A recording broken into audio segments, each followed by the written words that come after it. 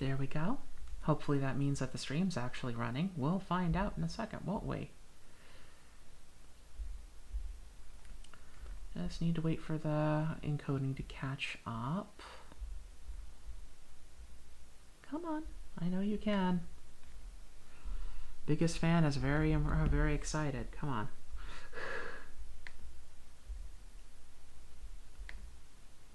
Just making sure that the stream is going. Okay, yep. Oh, we don't need to hear my voice twice. Once is more than enough. Thank you very much. Okay. All right. So, everybody, how has things been going? So I would point the camera at it, but right now the switch wire is completely naked. I have had to take the enclosure off of it because apparently it's the extruder is no longer heating. Cabling looks fine. I didn't smell any burnt electronics by the main board, but that doesn't prove anything. It printed the last thing too. I think it was it this one? Was it this one? No, it was this one. It printed the last thing too. Perfect print. No problems, no issues, no warnings, nothing. Next time I tried spinning it up, just 5 minutes later, nothing. Doesn't want to work. Heater core just does not want to come up at all. So I don't know what happened there. It looked like the thermistor was working, so I don't think it was that. It must be the heater core itself. And I do run that pretty hot, like for ABS it's 250, so it was chugging pretty good. But I'm just surprised that it broke. Like, I have never had a heater core on any printer I have ever owned, no matter how many prints I've done on it, break like that. That's so weird. Anyways, you don't want to hear my sob story. You probably want to actually see something fun. So let's do something fun. We got some new stuff in the mail. We got one of these. We have the Adafruit Macropad RP2040 starter kit. Now, I was thinking this was going to be a soldering stream, but I looked over the instructions, and I'm wrong. It's not going to be like that at all. This is a solder-free kit. Now, you might think, well, why would I want to do that? Well, here's the thing.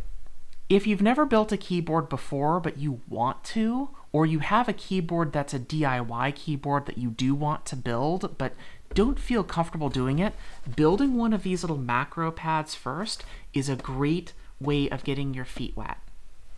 It means that you'll have experience with some of the basic concepts of putting the keyboard together and what the boards look like and what the pieces look like. So you'll be able to recognize that and move forward. So this is a great thing to start with. So let's open it up. In here, this is a fully loaded kit, by the way, not just the main board, but everything. So we have some clear keycaps. We have some Caliph box red linears, because that's just how I do. I like linear switches. I'm not a gamer, but I just like linear switches. I don't know, they make my fingers happy. We have the add-on pack, which just makes it pretty. And then we have the kit itself. Okay, not much in there. And just to have some additional fun, I'm not sure if I brought it down. I did bring it down. I also got a nice cable to go with it. It's purple.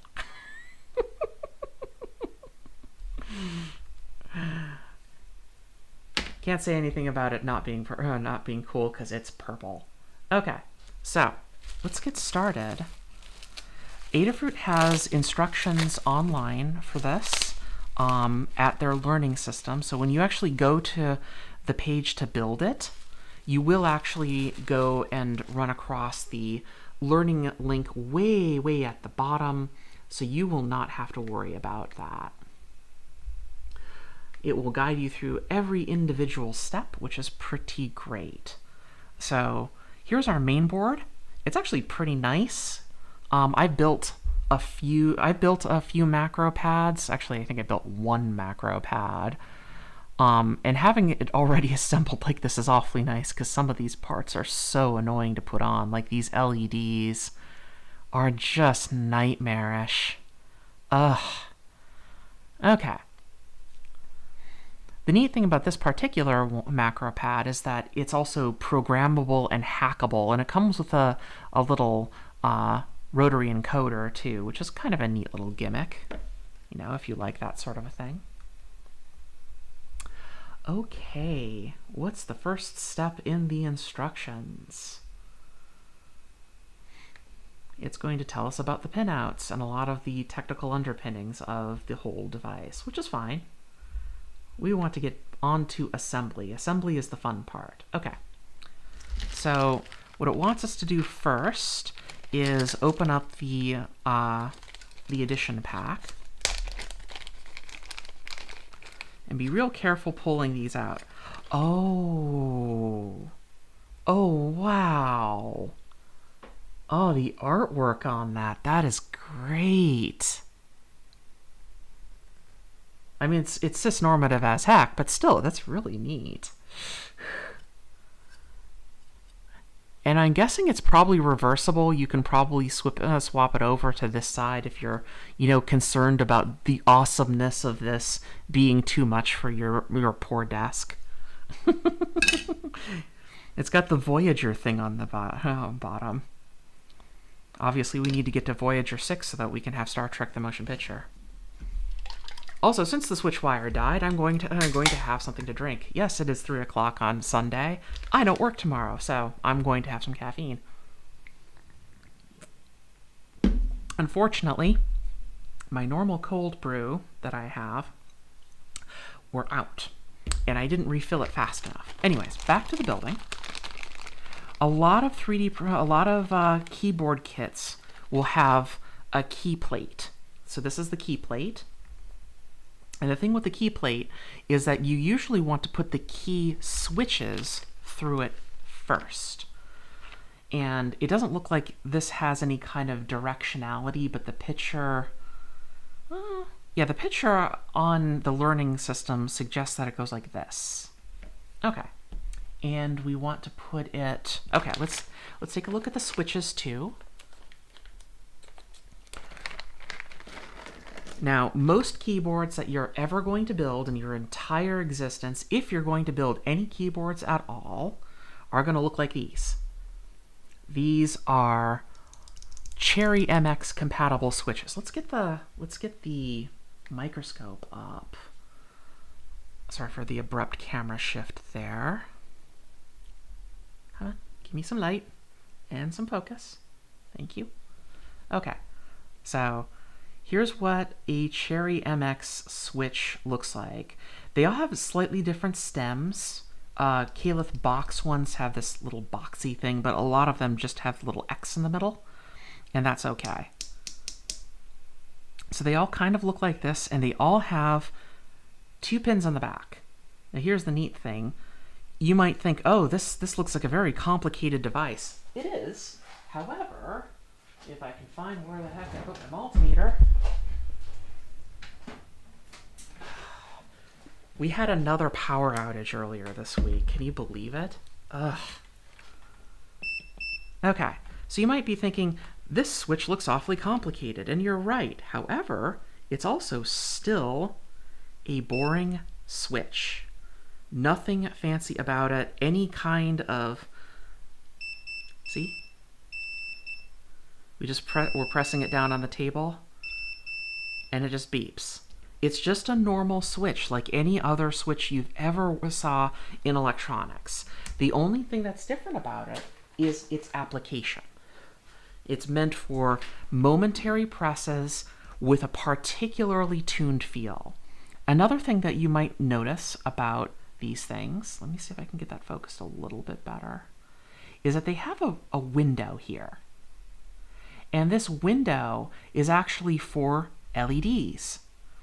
And you'll notice on the main board, we have LEDs.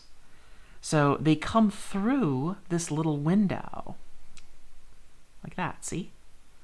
And that's how your LED keyboards actually work. And usually the keycaps, they just press on top, and they shine under, the light shines under the keycap, and then through whatever masking that they have.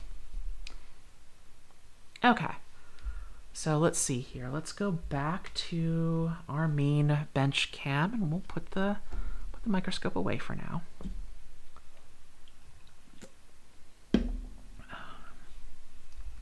What is the next step? What is the next step? The next step is to put the switches in the key plate. Okay, so here's our key plate. And here's our switches.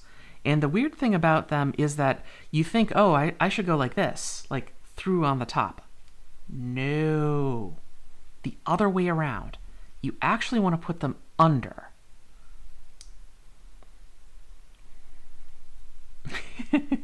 It's fighting me. Why is it fighting me?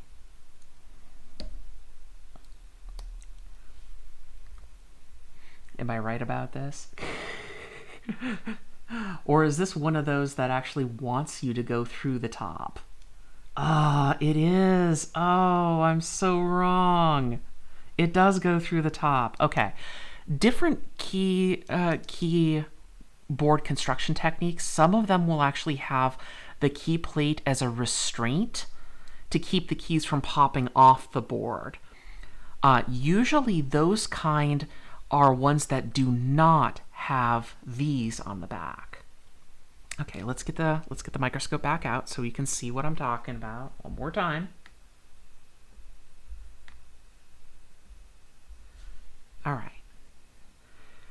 So let's take another close look at this. We have one of these switches. This is where one of the switches go, and you can actually see where there's the pins, and they match those two little holes, right? So they go through these two little holes on the bottom, just like that. So like those two holes right there. And the reason why is because on this particular board, they have these little weird JL-shaped thingamajigs. What are these? These are hot swap sockets. So keyboard kits that have hot swap sockets, usually you want to push the switch through the plate from the front, like that. It doesn't take a lot of force. If you're forcing it too much, you might be doing something wrong, like I was doing. So don't do that. All right. The ones that don't have that will just have regular solder pads here. When they just have regular solder pads, usually this plate becomes a restraint and you want to put it on the top. Different keyboards will be manufactured differently. So let's just put all the switches in. The switches are fun to put in. If you get them upside down or backwards or turned around, it's all right. You can just pop them right back out and try again. It's no big deal. Oh, that's way too detailed. Let's go back. Just a sec. There we go.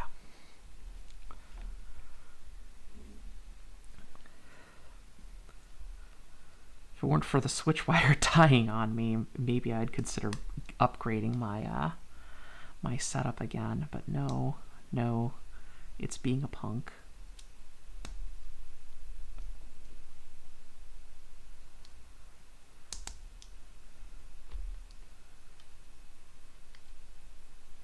You can tell that it's right because you'll actually see all the little windows line up. And that tells you that you've got it correct.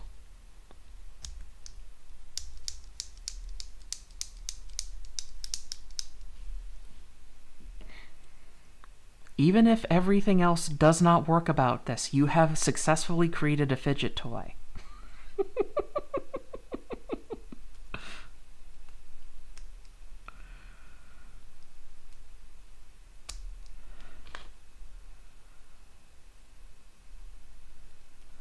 Tonight's Monster Dawn is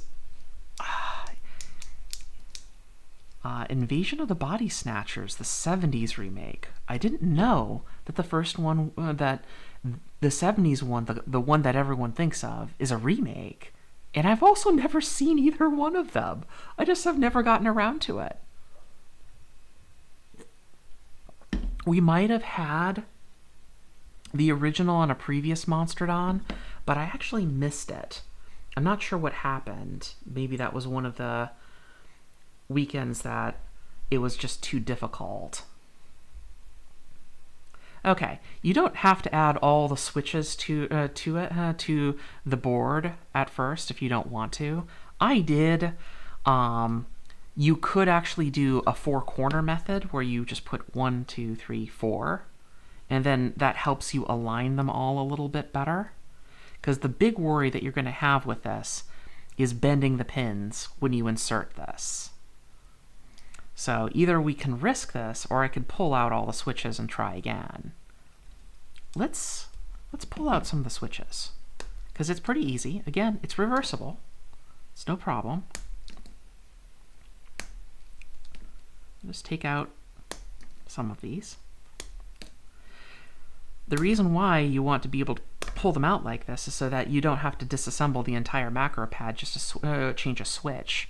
Actually, my work keyboard, the 3 key died in the middle of the day, and and I was able to pull the keycap off, replace the switch, and then just keep going. And it's been fine ever since. Why aren't you like that, switch wire? I shouldn't shame the switch wire. Andy tries very hard. It's not her fault. There we go. Okay, another little check that I like doing with this, and we're going to bring the microscope out again for this little tip, is when we actually insert the switches, this one is empty. Notice what these little holes look like. That's where the pins go. They look empty. You go up here, however, this one has a tiny little metal protruding bit in it, and that's the switch.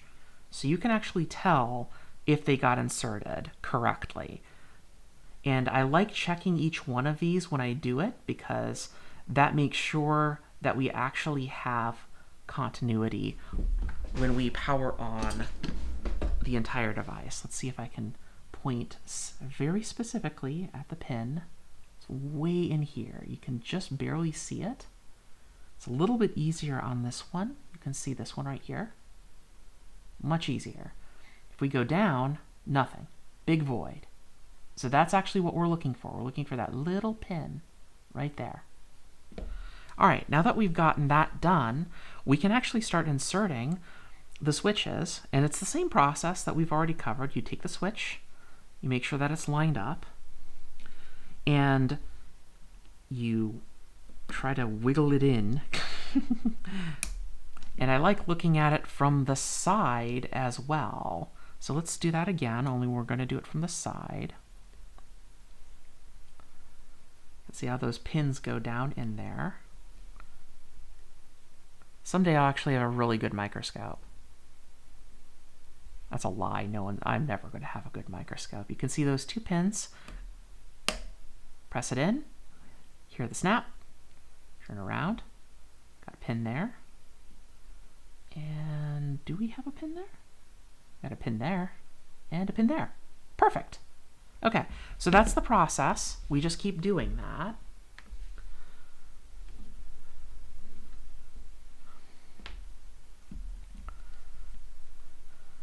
And you might go, oh no, what happens if I bend one of the pins? Well, you can actually take the switch back out and then bend the pins over and reseat them. And if you do break one of these switches, that's okay. They're not expensive.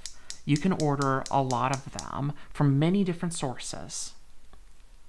In fact, if you're not sure what kind of Cherry MX switch type to get, because they have different feels, this one is very linear. Some of them are very loud and clicky. Some of them are not linear but clicky and silent. So there's different keys for different switch types. Sometimes you can get a key switch type tester, and you can actually steal the switches off of it if you break one of them, because they're just switches. They don't make non-functional switches specially for testers. They just put real switches in them. So you can cannibalize that later.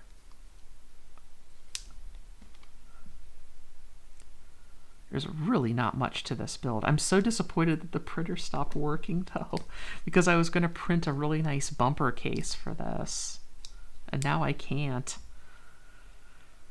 You might wonder, why don't you just use that other 3D printer that you have? Well, see, the problem with that is that the Voron Zero seems like it's printing all the squares as parallelograms. It probably saw all my design work for the RC 2014 and went, oh yeah, I'm going to get in on that, and decided to print everything as a parallelogram. So I'm going to have to go and fix that. A few weeks ago, ooh, that one's being very picky. Oh, why is that one being so picky? Come on. Come on, honey. Okay, you don't want to try that one. Let's try this one. Maybe you'll be a little bit there you go. All right, if you don't want to go to that home, we'll just send you to a different place. It's okay. There we go. See? See? Successful fidget toy. No problems. There's not much to the assembly at this point. We're really doing this quickly here on purpose. Okay, so it looks like the way that they want you to build that, it's almost like they want you to actually keep, what do you do with that? Like, okay, so here's a problem that I actually have with how this is assembled. And let me just bring the microscope back again. We'll take a look at this. Oh.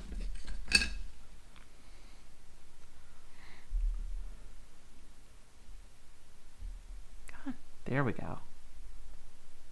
So you'll see that there's actually a membrane over this hole. And I'm not sure if I want to keep that or pull it off, but it's going to get in the way of my switch, no matter whatever I do. Let's see what kind of screws are these? Are these nylons, or are they actually metal? Oh, those feel like nylons. Oh yeah, those are nylons. Okay, so the little screws that they give you with the add-on pack, these are all nylons, which means they're just plastic. So usually, and I'm not sure if this is a good idea or not, but I'm going to do it anyways, is I usually like piercing the end and popping that off with the end of my tweezers. So let's do that again. Pierce it, and then just pop it right off by turning the tip. Just keep going. Pierce it. Ah, no. My gimmick. Ah. Okay, well, apparently I'm the metal standoff now.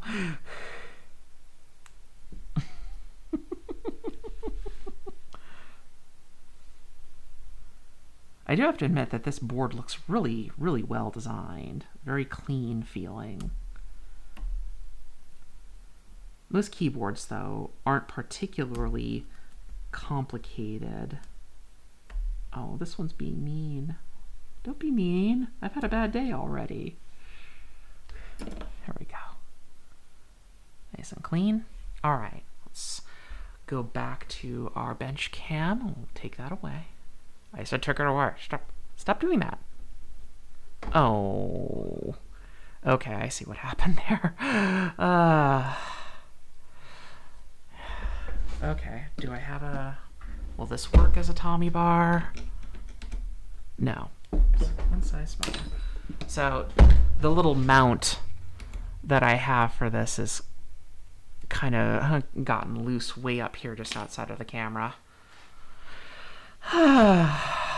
This is what happens when you use really cheap setups like this. Okay.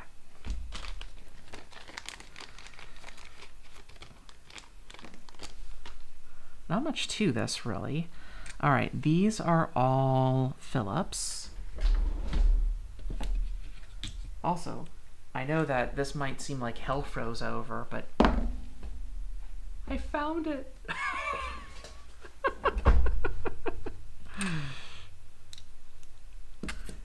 How much do you want to bet I knocked one of the bolt screws out of the way and I'm never going to find it now?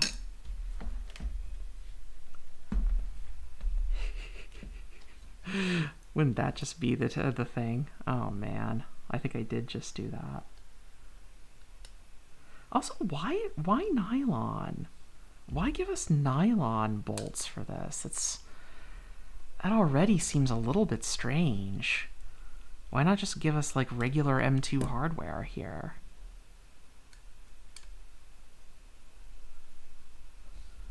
Or M3 hardware?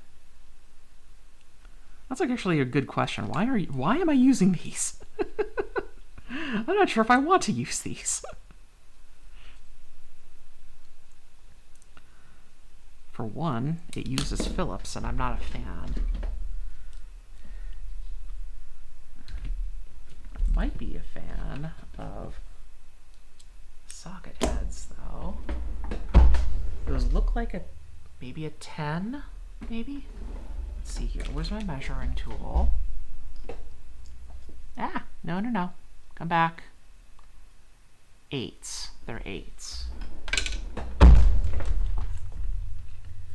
Okay, do I have any button head 8s? I do have some. Not many, but I have some. I also have socket heads. We'll use the buttons. They have a lower profile head on them so that they won't foul against the little rubber feet that they give you.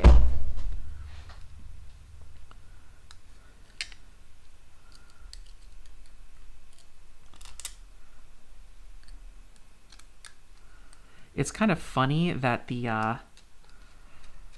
anatomy diagram that's on the bottom here, that's from the Golden Record for the Voyager spacecraft, is all blanked out on the Adafruit learning site.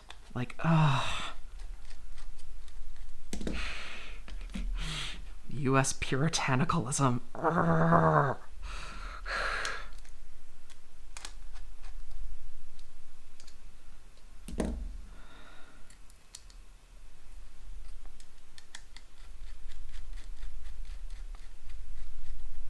Oh hey, we actually do have all 4 of these. I don't want to use them though. I still want to use regular hardware because I've got them. That, and I'll probably take this apart more than once in its lifetime, and I will completely trash these nylon screws. However, nylon screws are really handy to have when you need something that's non-conductive, and I don't feel that this is the application for them. So I'm just going to not bother. I'm going to store those. Use them later for something else.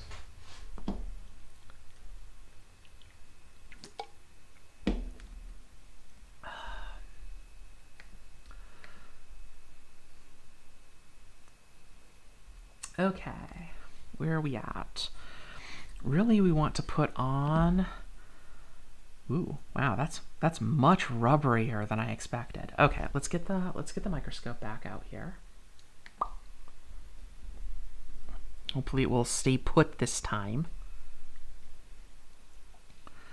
Okay, so we have a cap.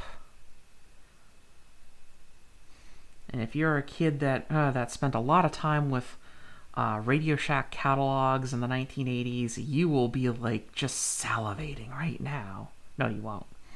Okay, let's turn the lighting down a little bit because we need some detail here. That's a little bit tricky to get. Okay, so you can see that there's a flat in there. The rest of it's round, but there's a flat there. Okay? Guess what? There's a flat here. So you just need to match them up, and it doesn't matter where the initial position of this is. And the reason why you can tell that is because it rotates all the way around continuously. You can just keep turning it forever. All right, and you just press that down on there. It's going to be a little tight, but there you go. And there you are. Neat, huh? And then the only thing that's left to do is put the feet on. Now, there's a few different ways that you can put rubber feet on one of these gizmos, and the way that I prefer doing it, you peel off the entire surface first, and if some of them decide to come with, that's okay. And then what you do is you use the tweezers. Pull the tweezers off. The rest of those out of the way. And then just kind of locate it.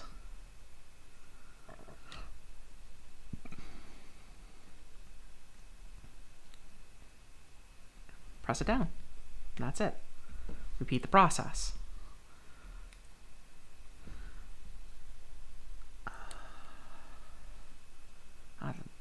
The silk screen on the back of this is just so pretty.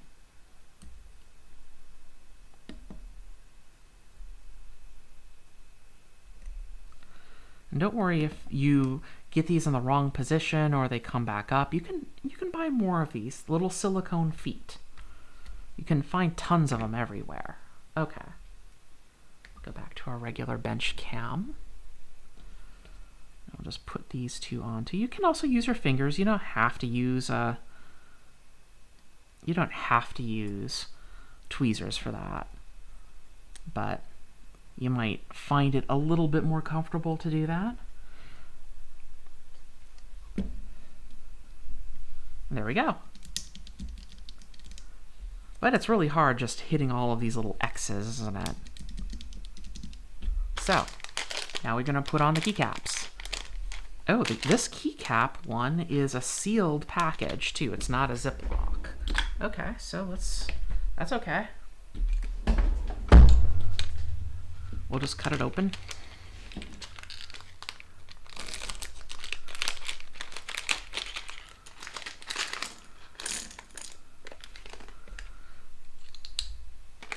Now the neat thing about these little keycaps is that these keycaps are all Cherry MX compatible, which means that you can get multiple different kinds of keycaps to go with these. These are the clear ones that Adafruit sells though, and I decided, you know what, that's good enough for me. And how you put them on is really easy. You just kind of match the little cross or X that's in the middle with the cross or X that's in the switch. You'll feel it kind of lock in, press it down firm, and release. You don't need to press very hard.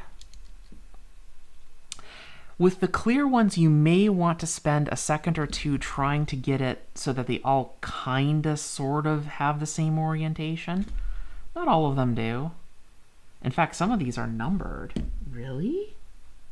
Are there tiny little numbers on the back of these? This one says 4.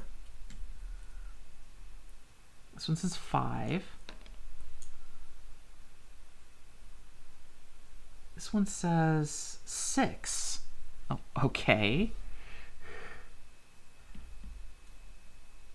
I'm not sure if this matters so much. This one says 5 again. Okay. You know, I'm beginning to think that the numbers don't matter on these. So, what I'm going to do, and how I'm going to do this, where are we? There we are. Is you'll notice that just barely, there's something that looks like a number here. It's much more apparent on the camera, on the in person than in the camera. You can see it? That little mark there? So we're going to line all of these keys up with that mark on the bottom because they all look square.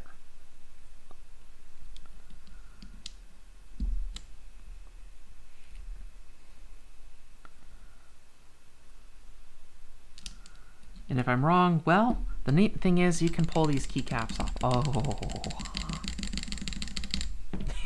Sorry. Satisfying moment there.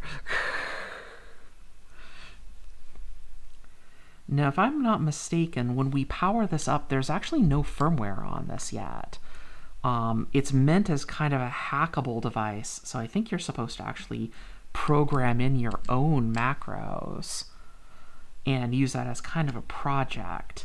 And they have an extensive tutorial there as well. We're not going to really get too far into that, but we're going to plug it in and find out, you know, if it does stuff. I may have to unplug one of my cameras. I could also just try hooking it up to 5-volt standard USB power supply and see if that works. I don't have a spare machine down here. I wish I did. I have a Pi Foundation display just sitting over there on my shelving, but I just don't actually have any. I don't have a spare machine to put in it. I have to take it out of the server rack to do that, and I really don't want to do that.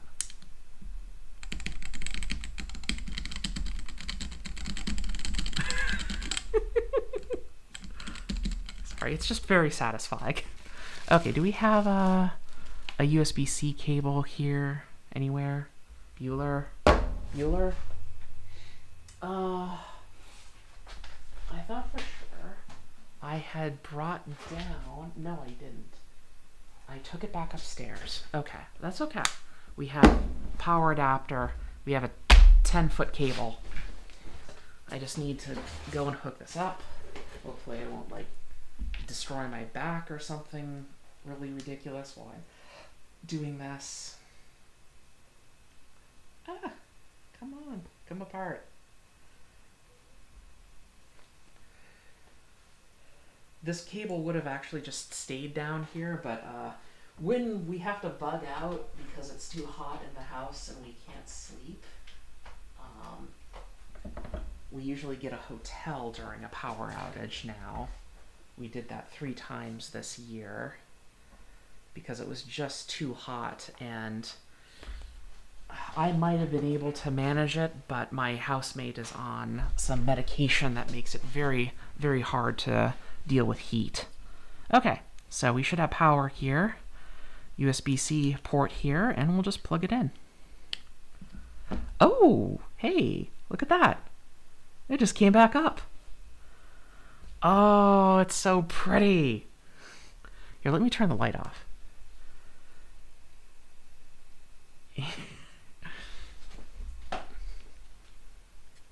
It's so bright.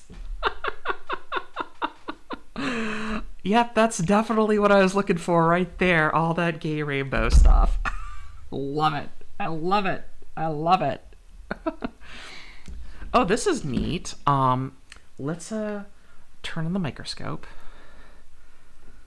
You can key switches as big as cats. And there's actually like an indicator here for the rotary encoder, so you can actually see if it's actually working. So this is really just a test pattern. Oh, that's nice. So it's not really loaded with anything like macro. Oh, hey, yeah. You can press down on the button. And it starts a party, apparently. Oh my god. The LCD here is not RGB. It's just reflecting off of the nearby party here, you know. Like my house when my neighbors need to have a party, because I'm so boring. Key 1, 2, key 3. It's so nice of them to actually put this test firmware in here. It makes testing this so easy. Oh, I love that. Ah.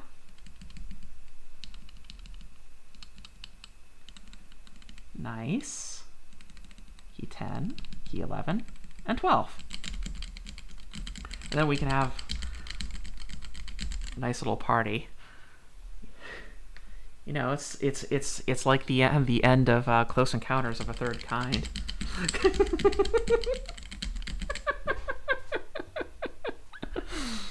Okay. I'll turn the light back on. So that is the Adafruit Macropad kit. One more thing to do.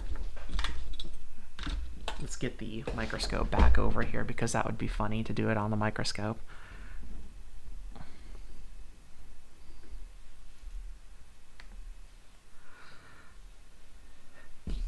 Now it's caught in the drawer. Arr. And of course, we have to do the most satisfying thing ever.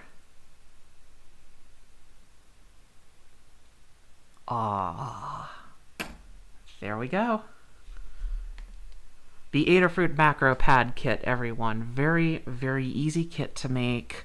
Nice way to get started with building keyboards so that you can make some more of the more basic mistakes without actually having to worry about ruining a much more expensive full keyboard set. And because it's a lot smaller, you can build it pretty darn quickly. So yeah, I would really recommend getting one of these if you're thinking about building a keyboard, because it's really simple. You don't need any soldering. You only really need one screwdriver if you want to put it together, and then after that you can just do some programming with this, following Adafruit's own tutorial. And it has this lovely built-in test program. I just love that so much. Sorry. It's just fun. Okay. So that's going to be everything here today. Thank you for joining me. See you next time. Bye.